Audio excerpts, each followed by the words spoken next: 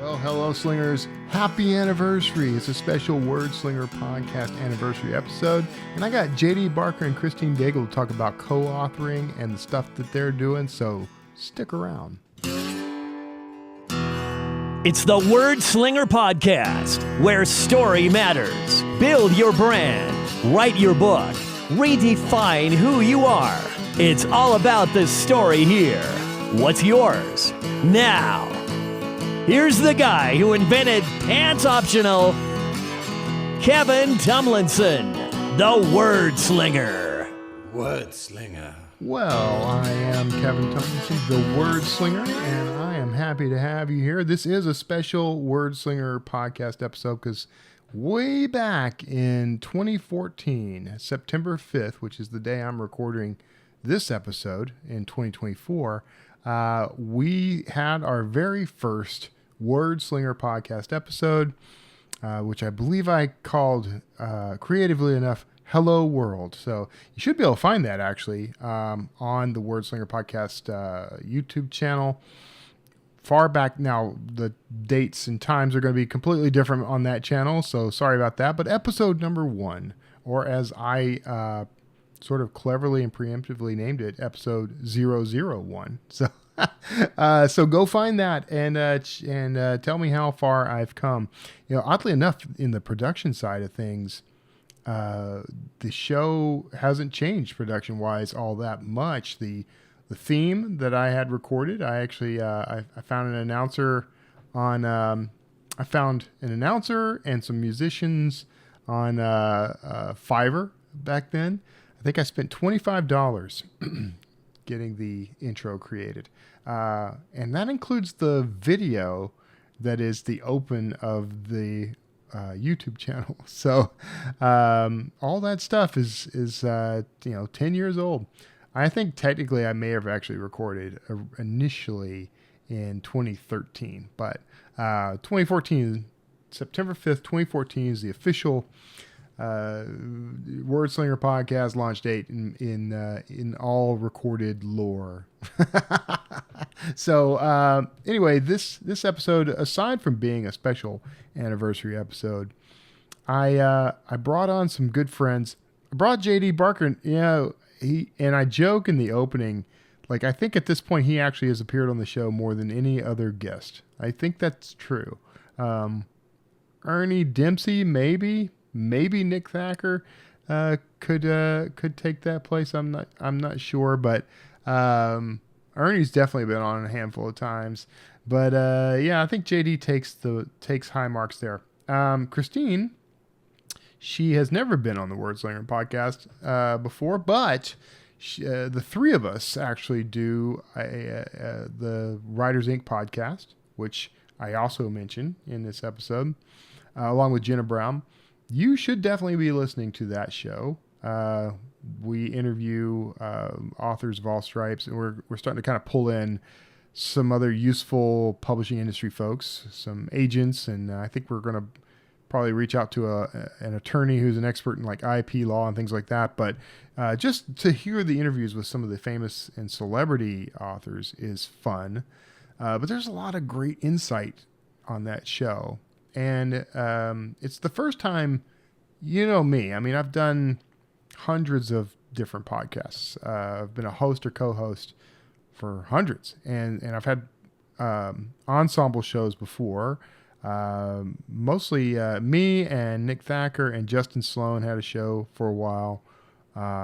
Self-Publishing Answers, which is long gone, but still fondly remembered. And, and I've done shows with other folks. But there is something about that podcast, Writers Inc., and that cast of folks. I just feel like we're giving the industry something it doesn't normally see on a show like that. It's sort of insight from a spectrum of writers, both indie published and traditionally published. JD's a wealth of information about, the publishing industry itself. And he just sort of almost intuitively knows a lot of these things. But we're all bringing a pretty unique insight there.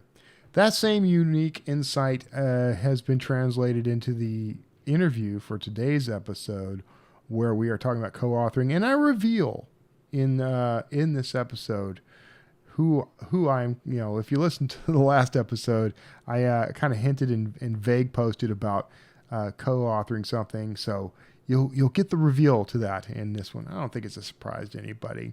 But I hope you enjoy this. It's a great interview. I literally just finished it a few minutes ago. So I'm really excited about it. So I'm not going to delay you from it any longer. Tune in and stick around afterwards. I'll have some words for you at the end. See you soon. Well, thanks for tuning in, staying for whatever I said at the open of the show. I appreciate that. It means I didn't lose you. We got a couple of guests today, one of whom is I think at this point holding the record for most return visits to the Wordslinger podcast, and that would be JD Barker. Welcome, JD. And hey man, do I get a punch card? There could be a card. We are actually recording this on September 5th. That happens to be the anniversary date of the Wordslinger podcast, and I may actually bump this up to go live tomorrow. So welcome to the anniversary episode of Wordslinger Podcast, guys.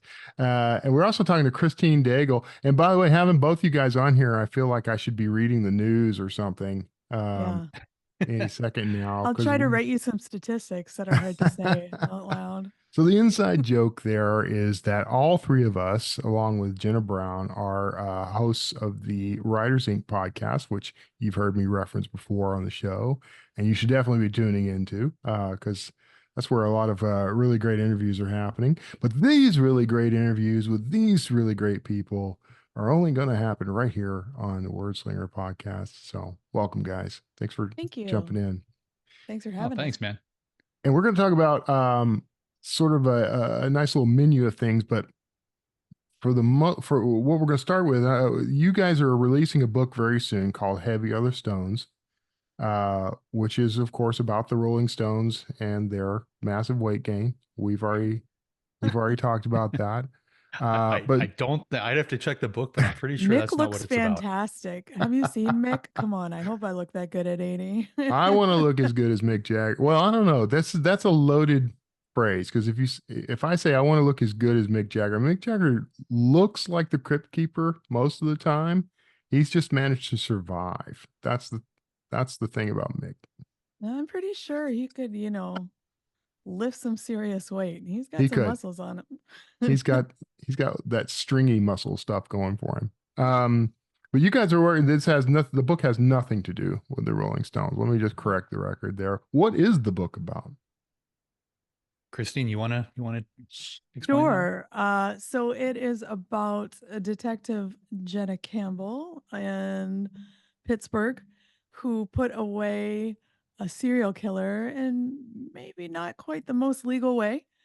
And now another serial killer is killing members of his jury and reenacting the 10 plagues, demanding the first killer's release. And so she has to wrestle with her conscience. The governor's son has been kidnapped. His life is on the line. Other lives are on the line. It's a great puzzle, page turner. So not exactly a rom-com. No, it's not a rom-com. No, it's a little dark. Yeah. Okay, now I want to do a serial killer rom-com though. Like two serial killers. I read one. I don't want to talk about it. It was different. I could imagine something along the lines of "This is how you lose the time war" with serial killers. Yeah. Well, there's one out right now. It's called I think Butcher and Blackbird. It is a serial killer rom-com. Yeah. All right. Well, it was a book club pick, and it is beyond dark and twisted. So I don't know how it became a book club pick, but the humor was fun. So this is part of JD. You've got this whole thing going right now because you have this. And you can feel free to talk about this or not talk about it. You let me know how much we can talk about. But you have a deal going with a major publisher that you can name if you like for distribution of some of your titles under your publishing imprint. and you've been doing this co-authoring thing for a little bit now. Am I butchering the entire description of this, or am I getting somewhere in the ballpark? No, you're dead on. So Okay. what this came from is I work with a lot of aspiring authors. I love mentoring people and teaching them how to write, just helping, go through whatever they've written in the past, figuring out what's not working and kind of steer them in the right direction. I've always done that, and I've made, God, 20 some years I've been doing it. It helps me recharge my batteries, which is probably the reason a lot of people teach, or, we go to conferences and teach classes or master classes and stuff like that. But when I was doing that, I used to charge people, and not because I needed the income. It was mainly just a gatekeeper, because if I charged a certain fee, only certain people could do it, and that just whittled down who was, I was really working with. But I felt icky about that. I didn't like having to charge.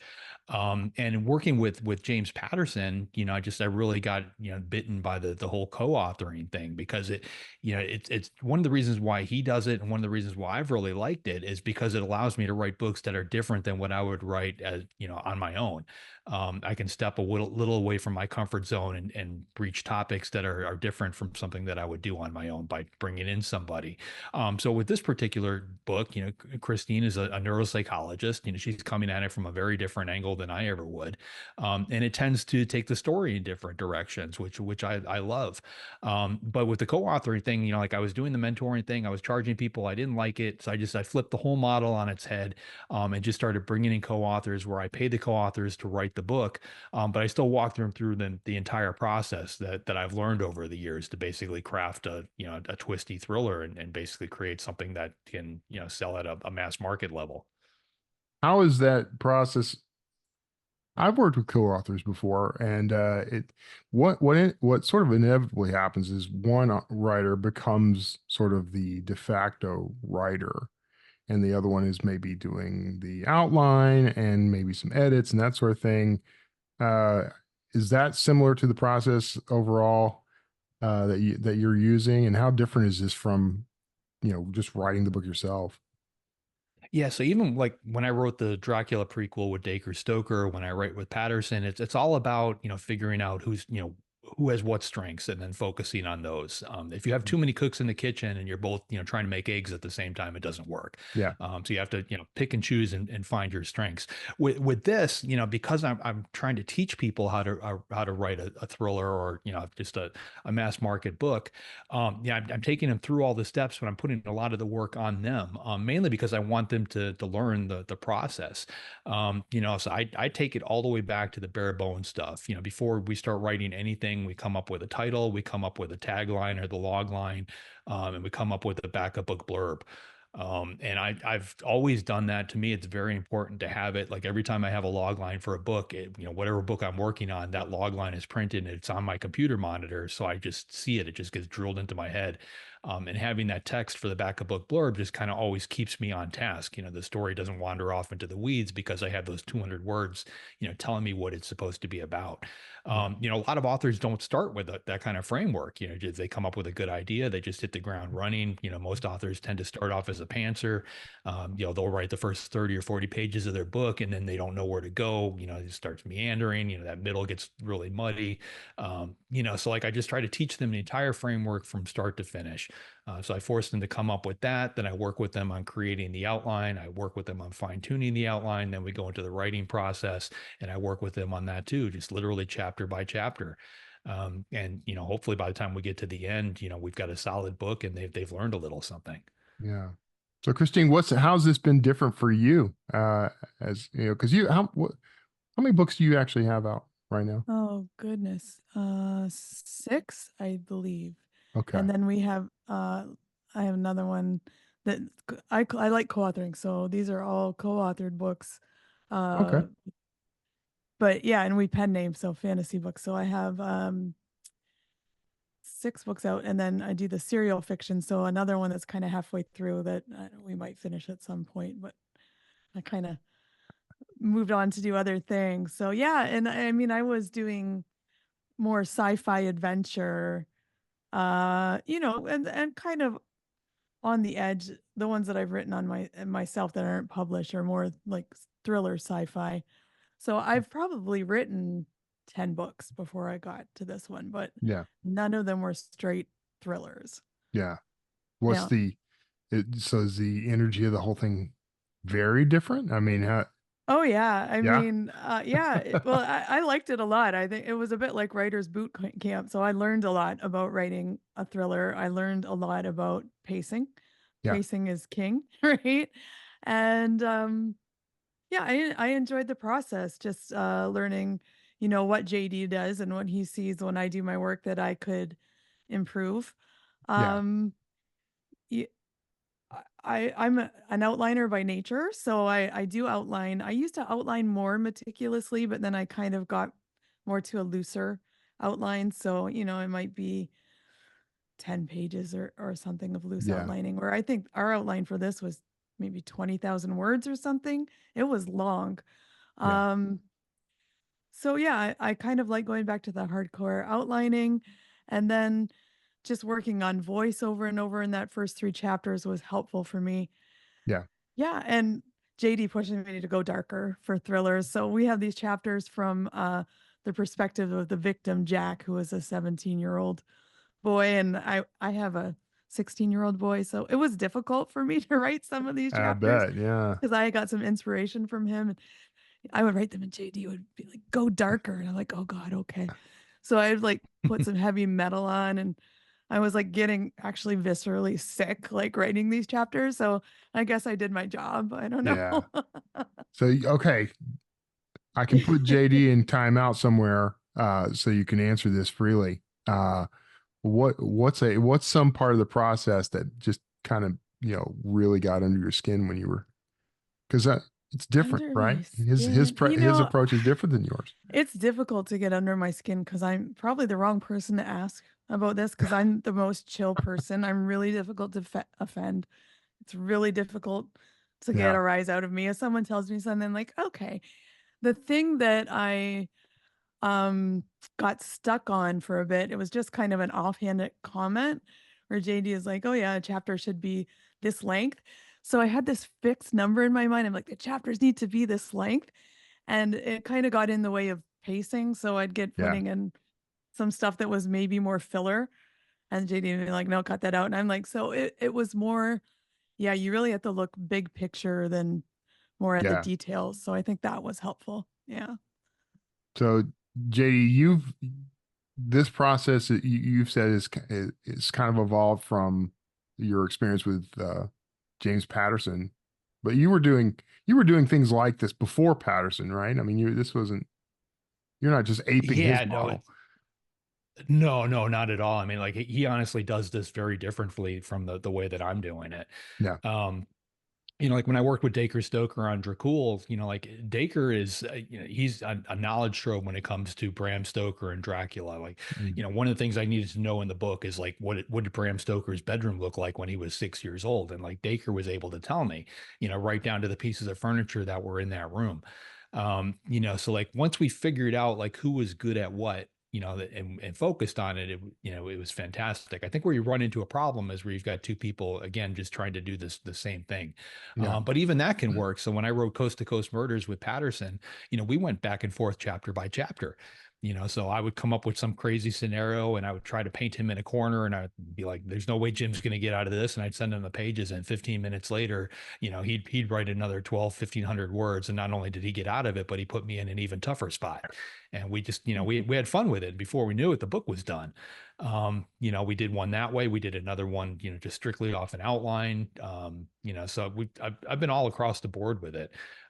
Working with my co-authors, I like having the structure there of a very detailed outline. I think 30 to 40 pages is helpful because I can tell when they're going off into the weeds. Yeah. And it's easy to make wholesale changes on an outline. If you decide this particular character is not working, 5 minutes, you can cut them out of the story and they're gone. If you try to do that at the novel stage, if you're pantsing the novel, that might be a week's worth of work to go back and unravel, taking a character out. So you can really fine tune an outline. You can get that outline perfect. You can get rid of the noise or the fluff, the filler that, like Christine had mentioned, and really drill down. And when the book starts coming together, when you're working on those pages, you can tell when it's going off into the weeds, and you can rein it back in. And I'm not saying you have to stick to the outline. There's many cases where it makes sense to go off and do something a little different, because some idea will come to you as you're working on the book. My general thinking is, if you have the outline, like back when I used to pace a novel, I would spend all my free time trying to think about what comes next in that story, what comes next, what comes next. And if I've got an outline in front of me, I already know what comes next. So now Yeah. that same brain power is going towards what can I do to make what comes next better. Um, Yeah. So that's kind of where I'm at. And it's one of the things that I try to teach. And we pound out these books pretty fast, because when you've got an outline in front of you, you've got that roadmap. There is no writer's block. There's no staring at a blank screen. You know what you need to do. Yeah. Yeah. So because you were a pantser initially, and just became an outliner, uh, what, do you ever miss it? I mean, do you ever feel No. I mean, I'm still doing both. Like we've Yeah. talked about this on Writers Inc. So I've got my 4MK thriller series. I'm in the middle of writing 3 prequels to that, and Mm. I'm writing a sequel. I pretty much finished up the sequel, but with the sequel, I outlined it. I plotted the whole thing out. I had a good 20 or 30 page outline for that one. With the 3 prequels, I'm completely pantsing it. Yeah. So I'm comfortable going back and forth. This was kind of a weird pantsing situation though, because they have to basically dovetail into the 3 books that already exist. So I guess the easiest thing I could liken it to is writing like the 3 Star Wars prequels that came out, already knowing what Star Wars, Empire Strikes Right. Back, and Return of the Jedi are. You've got all that lore out there. You've got those things that you can tie into. So when you're pantsing the first 3, you're grabbing from those other 3 to put it all together. Yeah. But I think any author, we're always trying to figure this out. Nobody dials it in 100% and just sticks with the same format, for their entire career. I think you have to keep growing. You have to keep trying new things. And I think if you're pantsing, you should try outlining. If you're outlining, you should try pantsing. Yeah. You'll most likely get good at both. And then, you pick the one that fits the particular situation, the book that you want to write next, and you run with it. That said, I mean, the last Wordslinger podcast, I sort of leaked the worst kept secret of all time of that I was co-authoring with, quote, someone. I don't think it takes much of a Sherlock to figure out that it's you, JD. Uh, but I didn't know then whether I could say anything. So in my defense, that's why I vagued the whole episode. But I will say that and this is something I want us to all talk about later in more detail, because I'm convinced there's something useful to the author crowd here, but doing the outline, I thought was going to kill me. Because I'm like, this is just not. It was like trying to pull on, a scuba suit, but you're already wet. That's what it was like. It's sort of like I know I can make it fit, but it's taking some skin off. But So, it got easier though, right? Like, I mean, I listened to that episode. I mean, yeah, you had a false start, you went back, you started over. yeah, Um, but I mean, ultimately, I think we all do that. Like, even if you're pantsing a novel, you might, I think subconsciously you realize that you might have went off somewhere where you're not supposed to. You maybe write another 5,000-6,000 words, and you keep going off in that direction. And it's almost like taking the wrong exit on the highway. You did it. You yeah, think you might be able to get back some other way. You realize you can't, and you have to backtrack. right. Creating the outline, you basically go through that same process. But to me, it's easier to knock it out at the outlining stage than it is at the book stage. Yeah, Um, but the same, the same knowledge base, the same instincts that get you, from A to Z, they're there in both. yeah. And Christine, you say you were basically born outlining. I am. Yeah, I have pantsed a novel, and I do obviously pants the serials because, well, we outlined the first 2 books, but after that, when you're posting 2 chapters a week, Yeah, you just grabbed onto the train and you're keeping up. So yeah, I do a mix, and you go back and forth, and I think it's fun that way. Like, you can get boring if you start doing the same thing over and over again. Things feel stale. I think it's fun to play. I Yeah. like the book that I pantsed. Maybe I'll do something with it. It was totally outside my genre.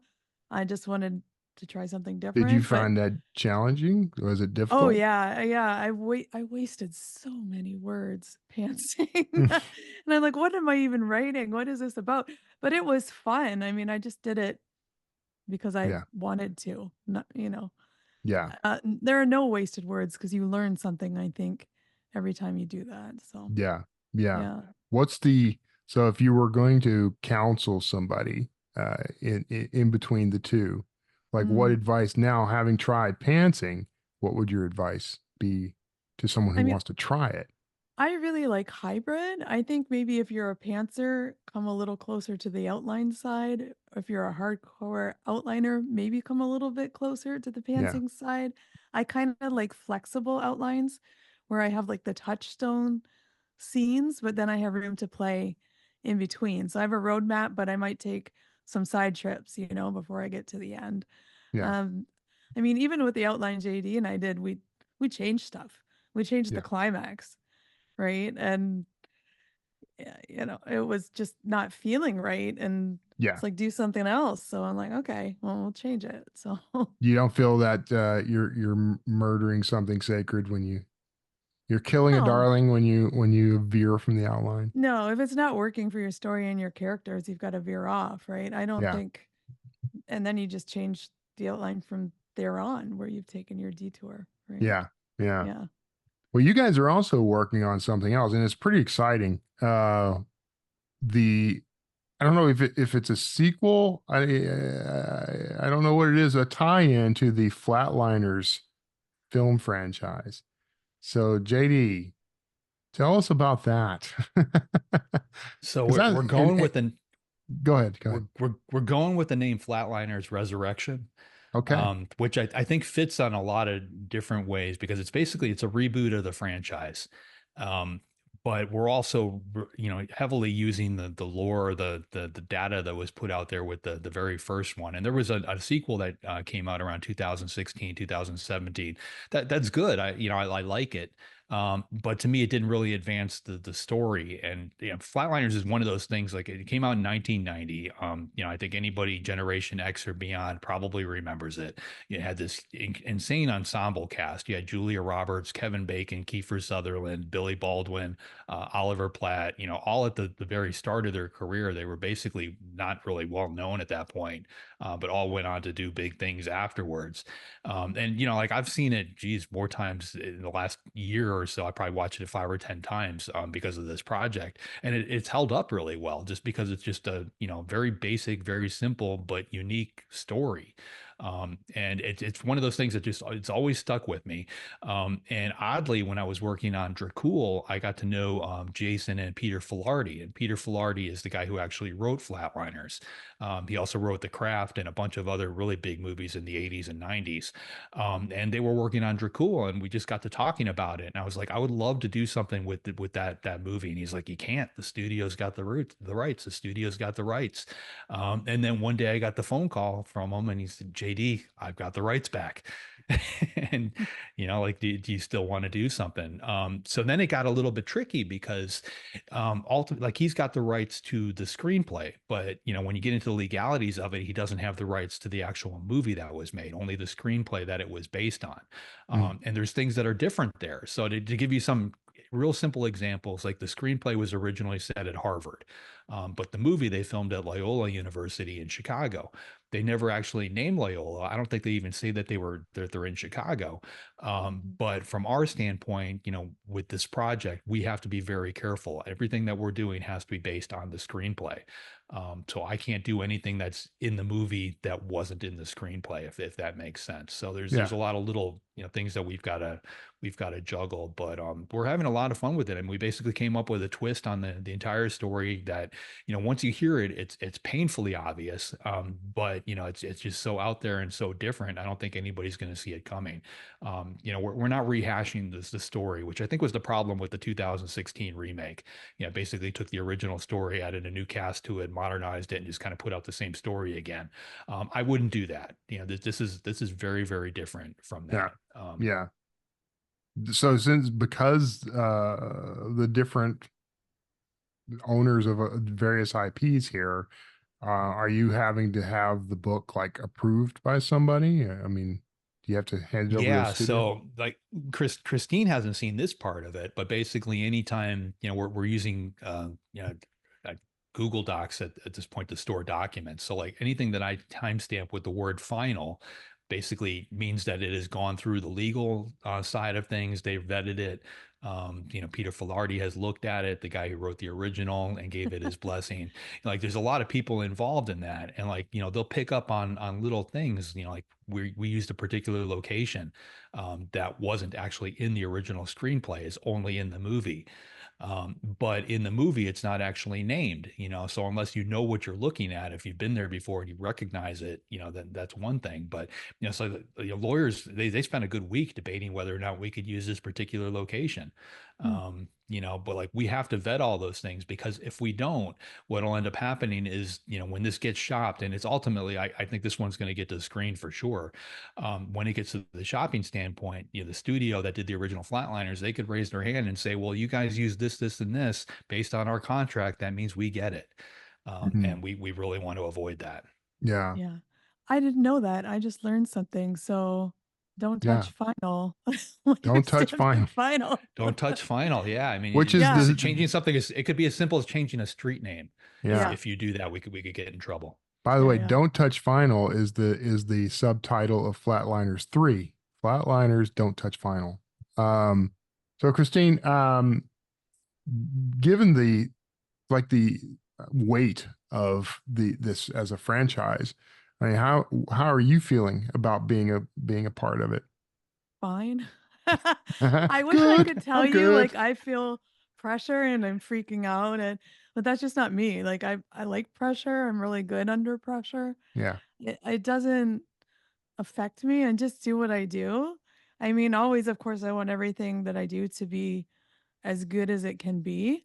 Yeah. But that's my whole personality. So, So yeah, you- it's weird because I don't feel like, JD has told me like, oh yeah, the screenwriter Peter Filardi is looking at this and these. I don't know. I don't know if it just doesn't feel real, but it doesn't affect my psyche in any way. So make out of that what you will. no sense that you have to like take extra steps, break out all the really special words or whatever No. to. Yeah. No. I used to, at the beginning of my year, I used to do concussion assessments for the Red Wings. I used to do assessments for people with intractable epilepsy. I think they call it drug-resistant epilepsy now. I'm old. Sorry, guys. When I'd be like, yes, you can take out this part of their brain, or no, you can't take out this part of their brain. So, I'm used to dealing with pressure. Yeah. Yeah. All right. And Yeah. is your background kind of feeding into to this story at all? I mean, it seems like there's some I overlap. think so. I'd like to think it is. Yeah. I like to bring weird brain stuff into most things that I do. So, Yeah. you know. Speaking of weird brains, JD.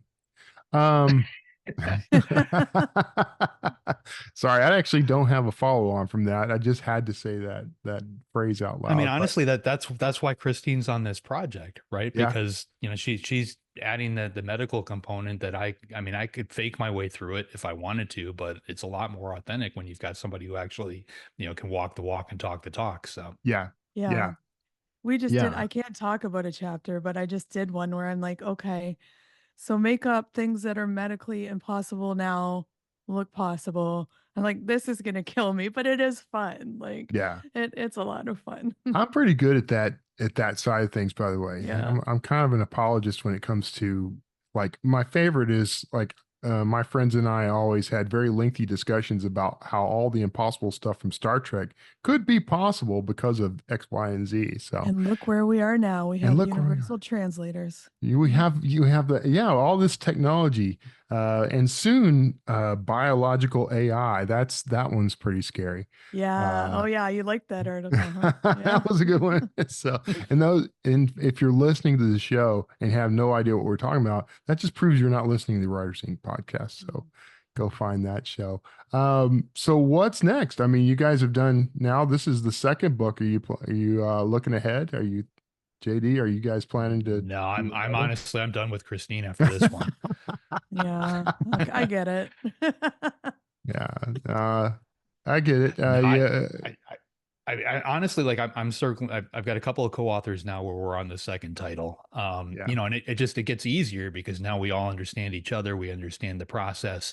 I'm trying to fill a pretty wide pipeline. I'm trying to do 12 books a year, yeah, with 10 of those being co-authored titles. You know, and right, it's a tricky thing because, you know, like if you're a regular published author, you know, you're with Random House or whatever, they expect maybe one book a year out of you, maybe two, and that's all they're going to let you do. yeah, You know, I've got this deal with Simon and Schuster, which is fantastic because I've got my own imprint through Simon and Schuster. They handle all my print distribution and sales, and they'll do as many titles as I'm willing to put out.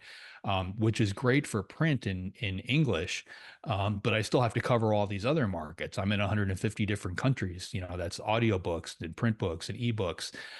So I have to get all those publishers on board. So what I've been doing more from the business side is circling back to each of these entities and trying to, you know, strike deals. So like to give you an example, like I just worked out one with Recorded Books, and I sat down with the principals at Recorded Books and I said, listen, this is what I'm trying to do. I don't really care about an advance. You know, we don't have to haggle every single time because, you know, typically my agent will get a book in her hand. You know, she goes out to all these different people. Recorded Books ends up bidding against Audible, and maybe there's one or two other players in there. And then sooner or later it lands with somebody. And in that case, it's always been Recorded Books. They've always outbid everybody else. But it, you know, it takes time. It's, you know, a 2-3 month process, and it's stressful to everybody. And, you know, when you're trying to do 12 books a year, forget it. There's just no way to do that. So I'm going yeah, to each of these entities and saying, well, let's do all 12 books. Let's agree on a dollar amount that makes sense to everybody, do a 3-year something or other, you know, and then handle it that way. And so far it's worked. I mean, I've got my audiobooks are secured that way. I've got a couple foreign publishers that have come on board with the same structure. You know, as long as we all know what we're getting into, you know, they're okay with dealing with the volume. yeah, So with that in mind, you know, the co-authors, I want to keep everybody going. I mean, this is great for everybody. It gives me product. It gives, you know, somebody like Christine who's just starting out, you know, she's got a book at Simon and Schuster that's going to be in every bookstore out there. You're going to see it at the airport. You know, when it comes time for her to sell her own book, you know, her agent is going to be able to hold that up and say, look, she's already got a track record in right, Bulgaria, you Yeah. know, in Russia and yeah, Ukraine and here and there. And, you know, that just makes it easier. So, Yeah, and yeah, it's honestly, it's been a lot of fun. Like going through the whole process. I feel very lucky because I skipped querying. I skipped getting an agent. We just went right to Simon and Schuster. yeah, I got input on my cover. I got to pick my narrators. Like the whole thing has been super fun. Um, you know, the reviews are already coming up on NetGalley, which one of my friends had sent me some of the nice ones, and I told JD, and then JD sent me all of them, and then I couldn't stop reading them. But I mean, they've been lovely. And, you know, a lot of people saying, hey, are we going to get a sequel to this? I've seen lots of those comments. And then you start thinking about it. You're like, yeah, well, maybe, I don't know, maybe you maybe we'll should do a sequel. give Yeah. JD an outline in a couple of weeks. And We got to do this one first. yeah, let's get Flatliners well, behind us. Yeah. so all right, well, we're getting close to the end, but Heavy Are the Stones, that is releasing November 26th, 2024, for those listening and watching. It is available for pre-order right now, so go out and buy a copy. When do you project that the Flatliners Resurrection might be? We can't tell you that. We'd have to kill you. Yeah. Good. We've had so many people ask, and, you know, even like my agents have not seen pages of it. And like, I'm purposely not Yeah. putting that out there because those pages will float. Yeah. We've gotten so many calls from studios, and it's funny who's actually calling. You know, we're getting phone calls from producers, and they're like, "Hey, my dad did the original." You Oh, know, it's like it's all the new generation of the old generation that had worked on the first one. yeah. But like everybody wants it, and like I don't want anything to sneak out. I've told all my agents nobody is going to see this until it's perfect, and, you know, Yeah. that's when it's going to leave my desk. And we're not even covering time frame because I don't know if that's going to be 3 months from now or a year from now, but Yeah. it's going to be right before it goes. Yeah. Oh, that's a good follow-up question then before we close. Like, how long did it take from, the start of outline to publication to do Heavy Are the Stones? It took me 11 months. 11 Um, months for outline and writing and Yep. revision. Wow. Yep. Yeah. So the outline was like the outline and the blurb were like the hardest part. It was like a month or two on the Yeah. outline and the blurb, and then about 9 months to write the book. I'm a convert. I'll admit. Having done this one with JD. Now it remains to be seen. You know, he may hate everything I wrote in the chapters, but the outline I can see the value. It's not that I didn't see the value, by the way. It was just that it was very uncomfortable. That's exactly why. I don't know if you remember, JD, but the whole start of this for me was coming to you and saying, "Hey, you got any tips on outlining?" Because I felt like it was an opportunity for me to learn and grow as a writer, and that's definitely, if I got nothing else out of it, I got that education and growth. So As long as there was something, we're all good. something, yeah. Maybe all I got, maybe all I get out of it. Who knows? I All right, believe in guys. you, Kevin. You'll finish it. I appreciate it. All right. The book is Heavy Are the Stones, of course. We mentioned that. There will be a link in the little doobly-doo below. So make sure you check that out if you're on YouTube. Also in the show notes on podcasts. Go find that. November 26th, 2024. Go and pre-order that now. And stick around after this. I'm sure to say something very witty and clever as at the close of the show. And thank you, JD and Christine, for being a part of the Wordslinger anniversary episode. Oh, thanks, Kevin. Appreciate it. Thanks for having us. Well, I hope you enjoyed that interview with JD Barker and Christine Daigle. And here I am to say that clever thing that I promised I would say. I don't know what it's going to be yet. So, but glad to have you here. Thanks for sticking around. The great thing about the industry that I've been a part of now all these years are relationships like these, where it's a funny story because the first time I met JD Barker was at a conference in Franklin, Tennessee, and he was effectively like the keynote speaker of that thing. And afterwards, I'm sure he thought I was a weirdo, but I mean, I approached him because I had been reading all this stuff at that time about your five, and I think it was Jim Rohn who said that you are the average of the five people you spend the most time with. And so my wife and I, at that time, we were doing the full-time van life thing, and all my friends and coworkers and cohorts, we were scattered. So all my relationships were virtual and digital at that point. After seeing JD speak, I actually went to him and said, look, I gave him that whole spiel about the five. I said, well, I'm trying to upgrade my five, man. So, we should chat sometime. And he sort of nods and yeah. That's great, man. And he never heard from him again, which is fine. Fine, JD. I get it, man. You're a busy man. But as fortune would have it, these years, I guess it's going on about 2 years ago now. I got tapped and invited to step in as one of the hosts of Writers Inc. And I've gotten to know JD, and that has been phenomenal. And along with JD, I met Christine Daigle and Jenna. Christine is an amazing and very intelligent person. I've just been impressed. So is Jenna, but Jenna wasn't in this interview. Sorry, Jenna. I'll have you on for another interview for something else later. But Christine she's been remarkable. She actually is the one who curates all the news stories for us now. So when you hear me read the news stories on Writers Inc., and I think she has a little bit of a vicious streak because she likes to find the ones that have like Asian names and things that she knows I can't pronounce. So I won't say that she does that on purpose, but I'm pretty sure she does it on purpose. But so I've been really interested to watch what's been happening with JD in this co-authoring thing. It's kind of a little business model that he's kind of put together. And seeing what he and Christine are doing, that book, Heavy Are the Stones, it looks amazing. I can't wait to read it. And just like you, I got to go pre-order. Nobody's offering me any free copies. I bet they would if I asked them to, but I'm not. I want to contribute financially in ways that I can. But I'm very interested in it because of Christine's background, as well as JD's. But I have a keen interest. If you followed me for any length of time, you know that I've studied psychology. I've studied a variety of different fields.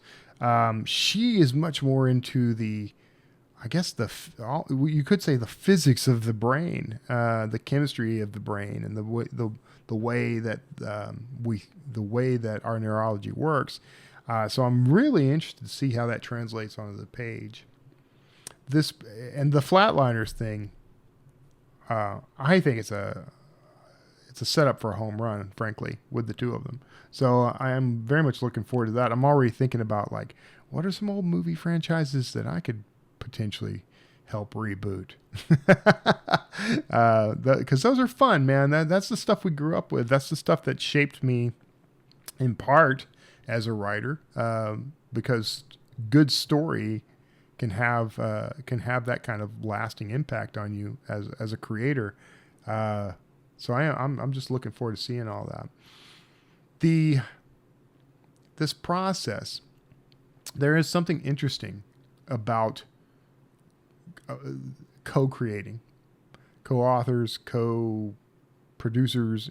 I've done a lot of work with, I worked in film and TV, radio, all those things. These are all collaborative things. Writing is different a lot of the time, unless it's screenwriting. Screenwriting tends to end up being much more collaborative, because you're working with, if you get a screenplay picked up,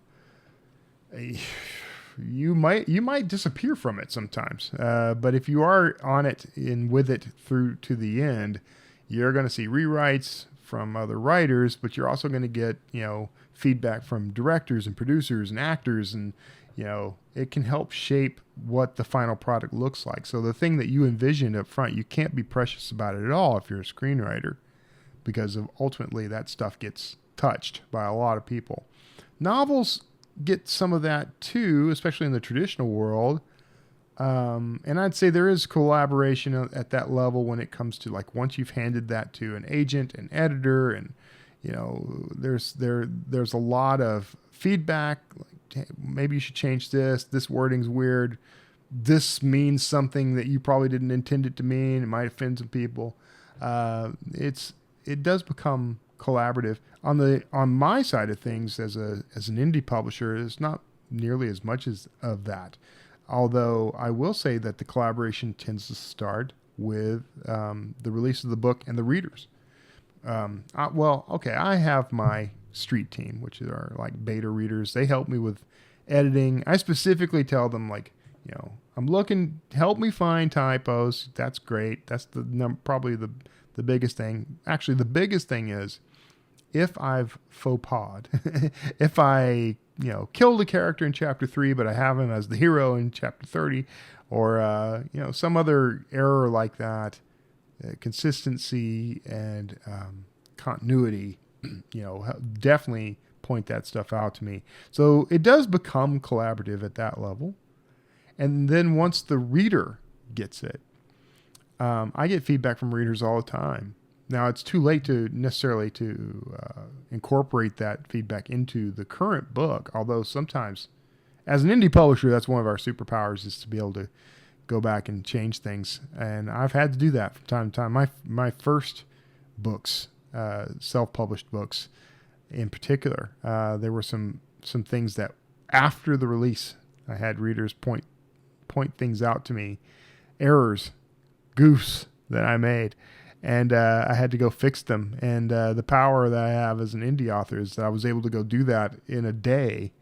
And had that been a traditionally published book, some of those things might still stand, 10 years later. That's the way it works. So that's why that's why that collaboration becomes important at that level. So, but advantages of being independent. But I guess the point I want to make here, though, is we tend to think of writing as being a very solo, closed, just us versus the page.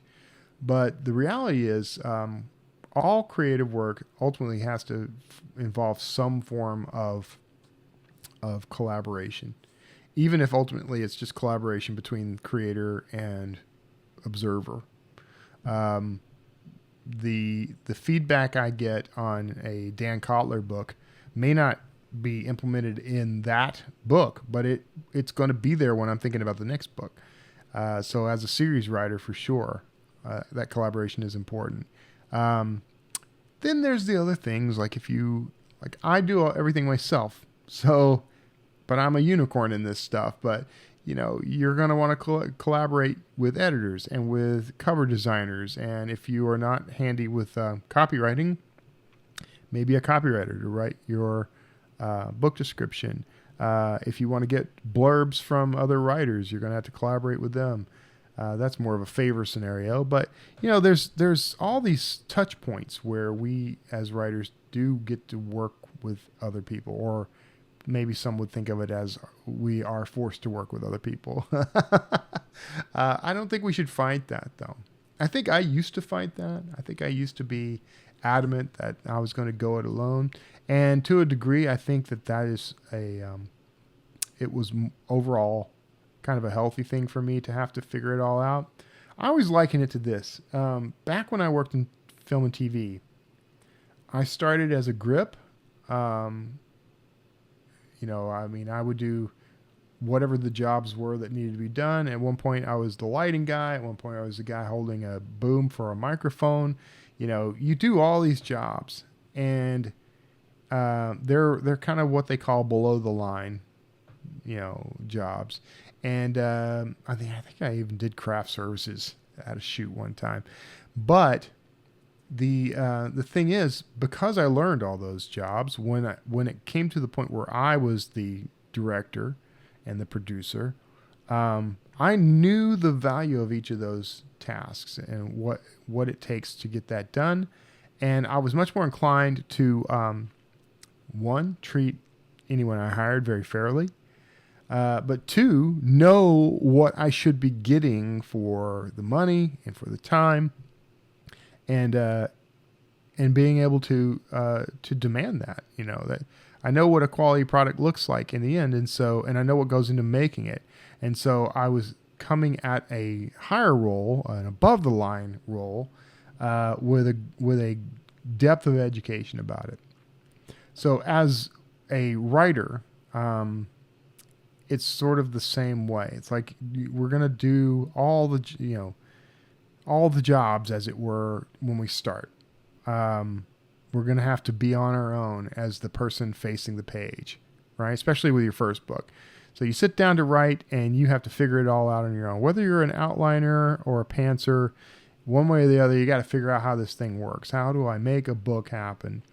And that part is always going to be pretty much a solo effort, unless you start by co-authoring. But even then, you're going to face those moments where it's just you and the page. But I think it's smart for us to, as soon as we are able, I didn't believe this before, but I believe it now, as soon as we have the opportunity to bring someone else into the process, an editor, an agent, cover designer, whomever, the instant we can do that, we need to do that, because that's what's going to help take the book from just this cool idea we had to something people want to read and presumably enjoy. So anyway, writing and creativity are a collaborative effort. That's what I'm trying to say. So anyway, I hope you enjoyed this special Wordslinger podcast anniversary episode. 10 years of Wordslinger. And that's something. Now, I cheated. There was a couple of years in there, 4 years in there, where I didn't produce any episodes. So, but it's been around for 10 years. People still discovered the show even in that time. And I'm glad to have it back. I'm glad to see what it's shaping into. Here's a true confession. I had actually originally started doing these episodes again with the absolute intention of giving the show the ending that I felt like it deserved. So when I started the show over, and brought it back, resurrected it from its hiatus. The goal was to do some episodes and then do a final episode and properly end the show. And I told everyone that when I interviewed them usually. So everyone went into this thinking, this is the final season of the Wordslinger podcast. I can't explain exactly what happened, but at some point, a conversation I had with someone, a passing comment, feedback I've gotten from people, there was a moment where I realized that this show means a lot more to me than I remembered.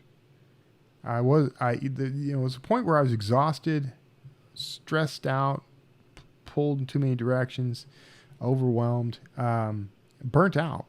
And I think I associated this podcast with that stuff. But somehow, some way, things flipped. And now I think I see this show for what it really is again. I think I saw it that way before, but I really see it now. I could say, I got to stick around and do it for you. But that's not true. I mean, you are a part of this for sure, but so am I. And there is a point at which you realize, I think, as a creator, that the thing you're creating is as important as the people who might consume that thing. The book you're writing is important in and of itself. It needs to exist because it needs to exist. The podcast, the painting, the song, whatever it is you're creating, sometimes the point is that it needs to exist. And it will take care of the rest. So hopefully it's influencing you in some positive way, but I can say for absolute certainty that it is influencing me in a positive way. And that's, I guess, the thing that matters most. So thank you for being a part of 10 years of the Wordslinger podcast. I really appreciate it. All my guests appreciate it. Go make sure you give them some love by buying their books and trying out their products and services, and even going by and saying hello. Go to their websites, tell them Kevin sent you. And here's to 10 more years, I think. So if you enjoyed this episode of the Wordslinger podcast, make sure you subscribe. If you are watching on YouTube, like, subscribe, share, leave a comment, because that tells YouTube that we're engaged with each other here and you are enjoying it. The more you share this stuff, the bigger the audience gets. So I appreciate it. If you're not already checking me out on YouTube, please go to youtube.com/Wordslinger podcast and subscribe there. Even if you don't plan to watch it on YouTube all the time, I need to build up that subscriber base. It's pretty low at the moment, but the more subscribers I get, the more likes I get, the more shares I get, the better this show can do. And I'm not yet monetizing this thing on YouTube, but maybe that's down the road. But what this does is help me fulfill a mission. First of all, to help others with what I learn, what I know, and the people that I encounter. And again, it's very fulfilling to me to come back here and see that something I said and created is having a positive impact on the world. So thank you again for tuning in. And I guess we'll see you for the next 10 years worth of Wordslinger podcast. Take care. Wordslinger.